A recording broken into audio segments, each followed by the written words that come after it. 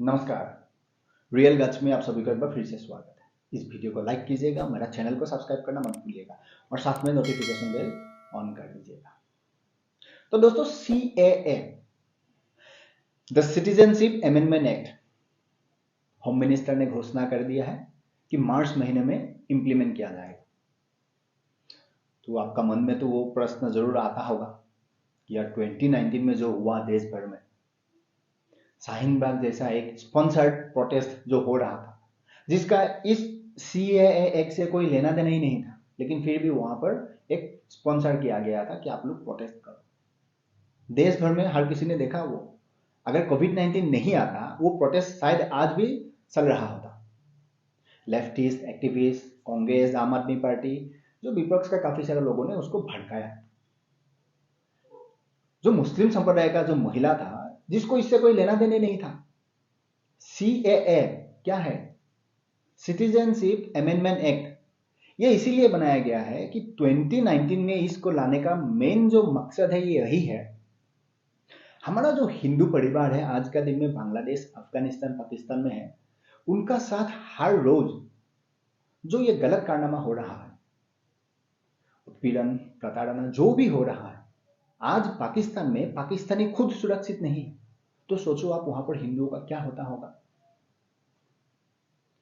तो इसी को मद्देनजर रखते हुए सरकार ने ये फैसला लिया, ये एक्ट बनाया। वहां से जो भी हिंदू धर्म का लोग है, अगर हमारा देश आना चाहे उसको नागरिकता दिया जाए, जिसमें कोई दिक्कत किसी को नहीं होना चाहिए। लेकिन यहाँ तो एक वर्ग है,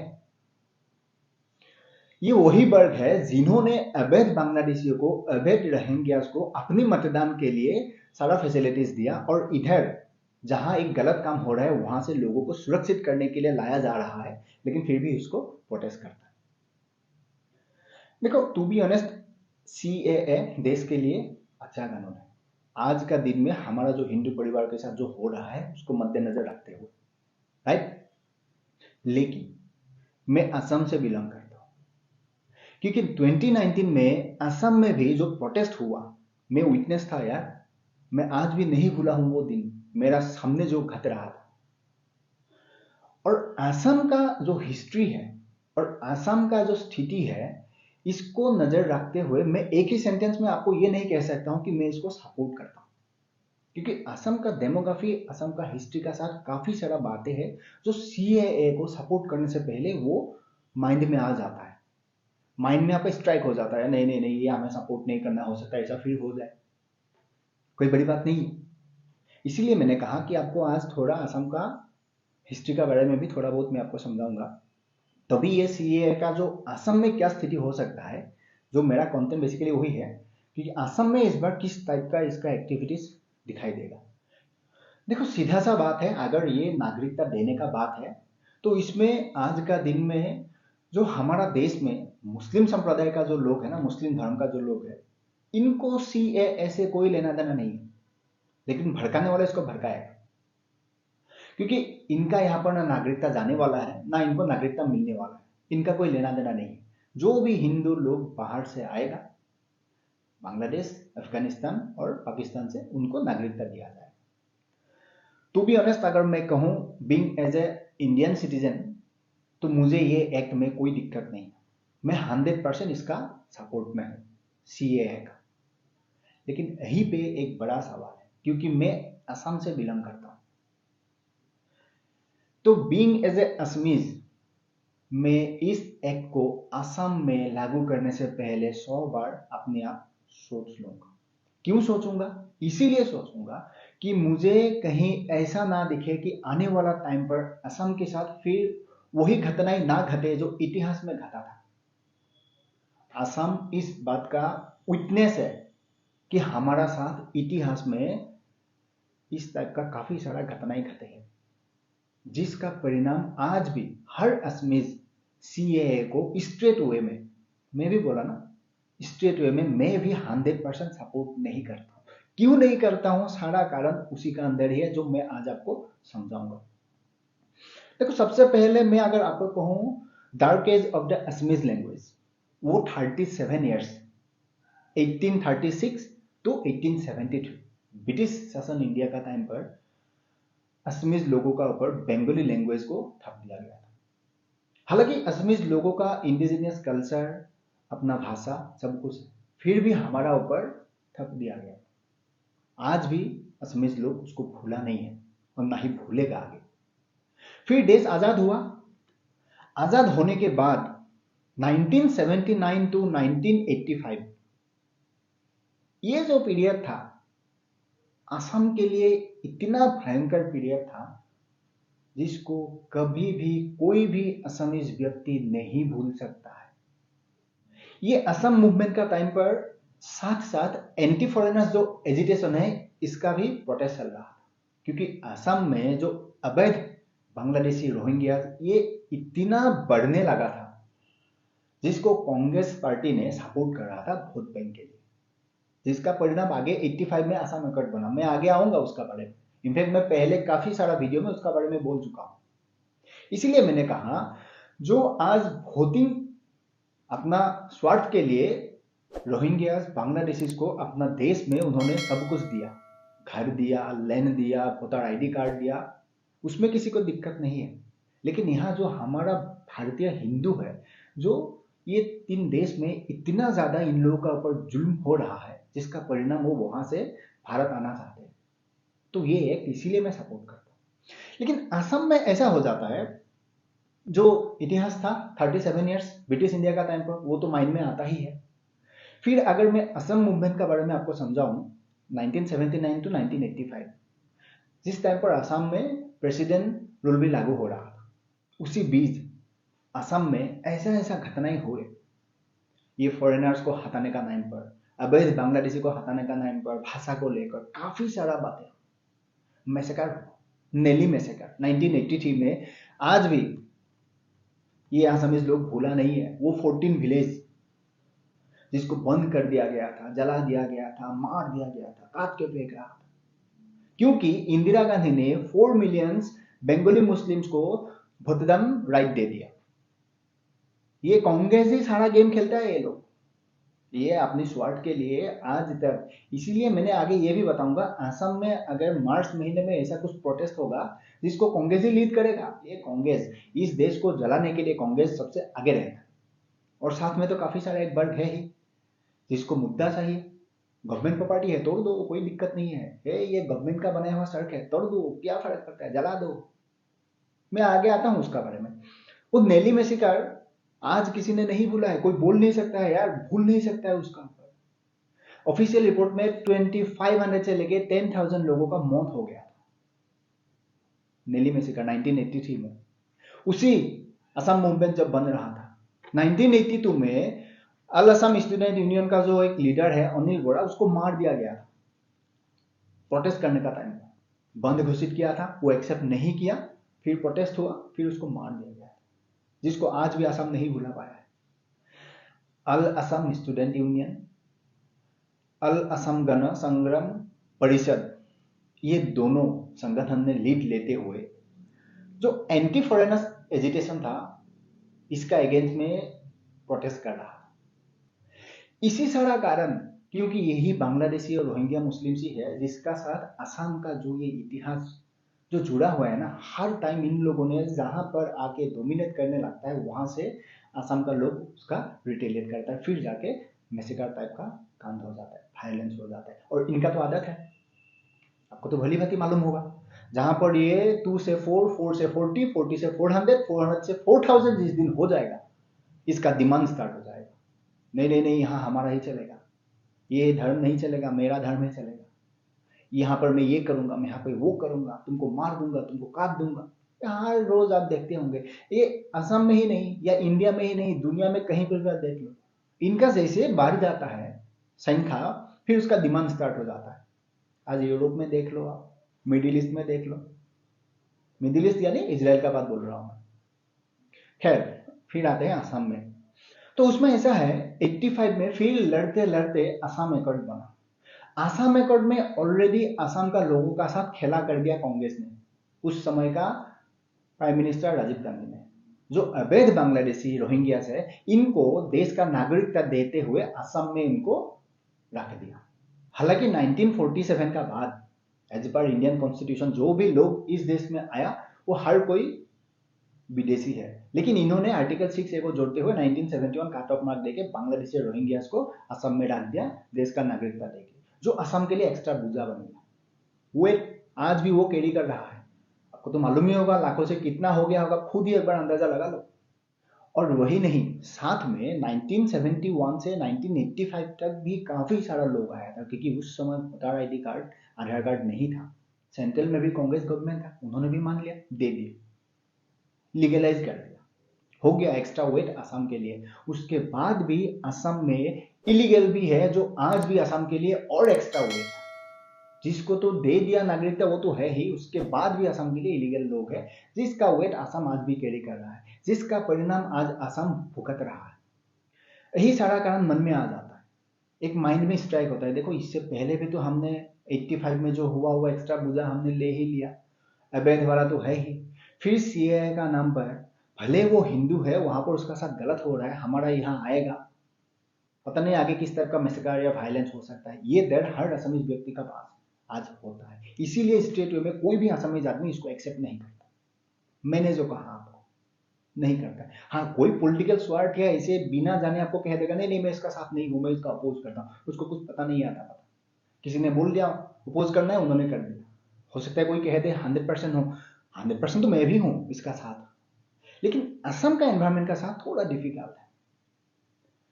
और देखने लायक ये भी है कि जो गवर्नमेंट का रूल है, क्योंकि 2019 में जो हुआ मैं विटनेस था, मैं आज भी नहीं भूला।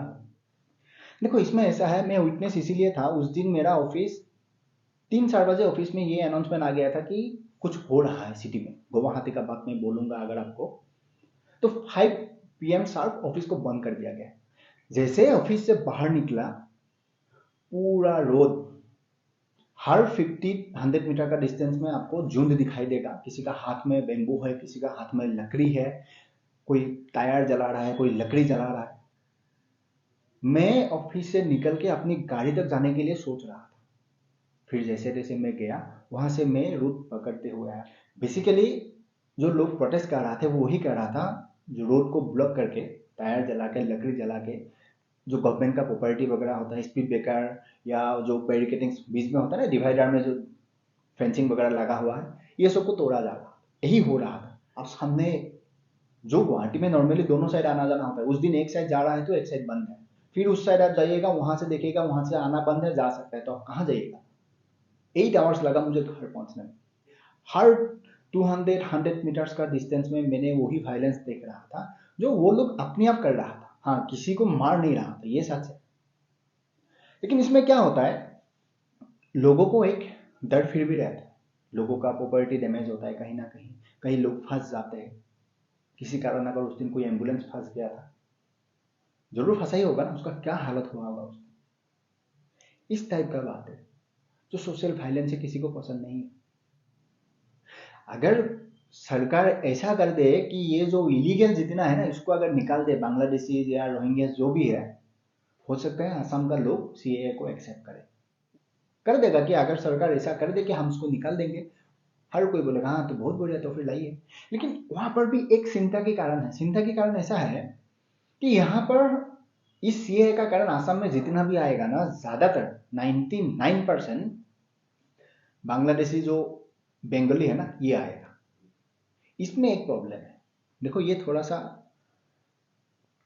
विवादित है, फिर भी मैं आपको कहना चाहता हूं, क्योंकि इससे पहले जितना ये जो अवैध लोगों का साथ लड़ाई लड़ते करते असम में कट बना, फिर उसके बाद आज तक जो लीगल इलीगल जो है ये चल रहा है, ठीक है।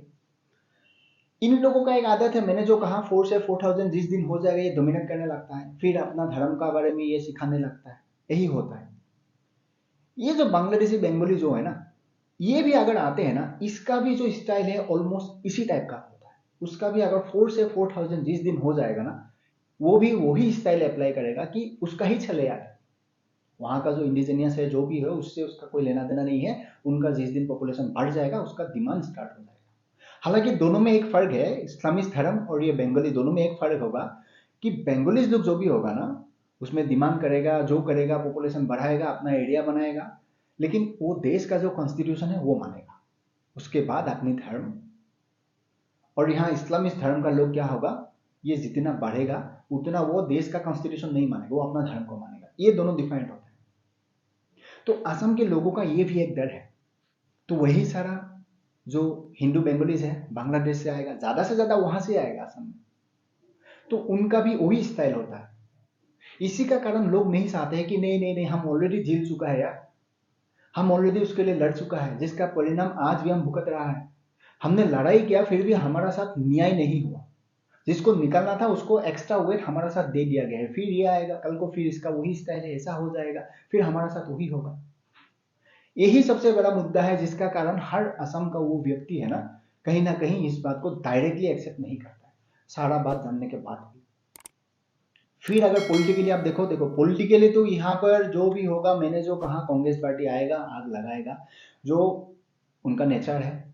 भारतीय जनता पार्टी का सरकार है तो उसको अपना कर ही नहीं सकते हो, कहीं ना कहीं किसी ना किसी एंगल से वो भी डालेगा ही वहां। और एक वर्ग होगा जो कोई फर्क नहीं पड़ता है सीए क्या है क्या नहीं है, उसको वहां जाना है, प्रोटेस्ट करना है, गवर्नमेंट प्रॉपर्टी जो भी है उसको तोड़ना है, जलाना है, वहां पर वायलेंस करना है। फिर बांग्लादेशी जाएगा, उनको भी तो मुद्दा मिल जाएगा ना, उसको इससे कोई लेना देना नहीं, वो आएगा जरूर। और यहाँ जो डीजीपी है उनका ही एक रिपोर्ट था, ये पब्लिक अवेयरनेस के लिए उन्होंने 19 जून 2022 में वो गुवाहाटी हाईकोर्ट का जो ऑर्डर था उसको अटेस्ट कर दिया था, जो जजमेंट था, जो उन्होंने रीट्वीट करके ये कंफर्म कर दिया कि जो हाईकोर्ट का ऑर्डर है, अगर इस टाइप का घटनाएं होता है जिसका रेस्पॉन्सिबिलिटी जो होता है ना, ये जो बंद करता है, रोड ब्लॉक करता है, ट्रेन रोड जो है उसको ब्लॉक कर दिया जाता है, जिसका परिणाम अगर मानो कि जीएसडीपी जो आसाम का है ना, ये आपका लगभग 5,65,401 करोड़, इनका अगर आप मान के चलिएगा तो लॉस जो वैल्यू होता है ना पर डे का बंद का नाम पर, ये हो जाता है 1,643 करोड़। और गुवाहाटी हाईकोर्ट का ऑर्डर है कि जो भी वो संगठन इस टाइप का काम करेगा, बंद करेगा या वो करेगा, उससे ये वसूली किया जाए। तो ये भी एक एडवांटेज हो गया सरकार के लिए, जिसका परिणाम शायद जो वायलेंस करना चाहेगा ये चाहे कभी नहीं कर पाएगा। लेकिन जो प्रोटेस्ट है वो अगर एक स्टैंडर्ड तरीके से है, डेमोक्रेसी का जो खूबिया है उस तरीके से होने से किसी को दिक्कत नहीं है। ऑल असम स्टूडेंट यूनियन ये भी आएगा निकल के, मुझे मालूम है। असम में जो आंसू है एक ही तो है जो असम के लिए बोलते आ रहा है, सही गलत जो भी है लेकिन बोलते आ रहा है, हर बात गलत भी नहीं है, हर बात सही भी नहीं है, ये आएगा। फिर असमीज इंडस्ट्रीज का लोग आएगा। फिर असम में भी है ना रीजनल पार्टी है जो आज सरकार का अगेंस्ट में है, वो आएगा। सबसे पहले अगर मैं यहाँ पर आपको कहूँ अखिल गोगोई आएगा, जहां तक मुझे मालूम है। अखिल गोगोई वो लीडर है जिन्होंने ऑलरेडी कह दिया कि जिस दिन होगा ना उसका नेक्स्ट डे हम जो असम सेक्रेटरी है उसको घेराव करेंगे।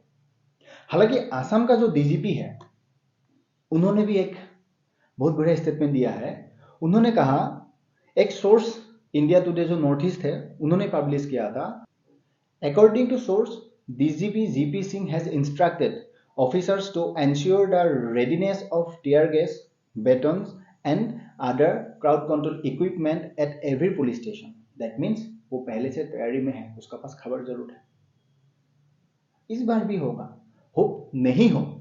हर वो लोग जो समझते हैं वो सपोर्ट करके भी कहीं ना कहीं डर जाते हैं, जो आज मैं बोल रहा हूं। और जिसको समझ है उसको समझ है, जिसको नहीं है वो भी आएगा, उसके बाद हो जाएगा वायलेंस, जो मैंने 2019 में देखा, जो मैं आज भी नहीं भूला। लेकिन यहाँ पर असम गवर्नमेंट का रोल भी देखना पड़ेगा।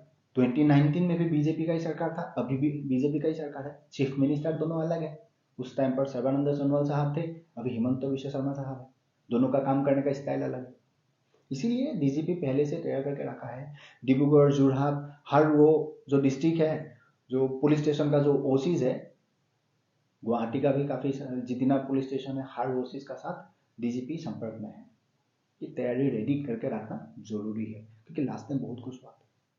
द डार्केज जो पीरियड था असम का, असमीज लैंग्वेज का, वो हमने आज तक नहीं भूला।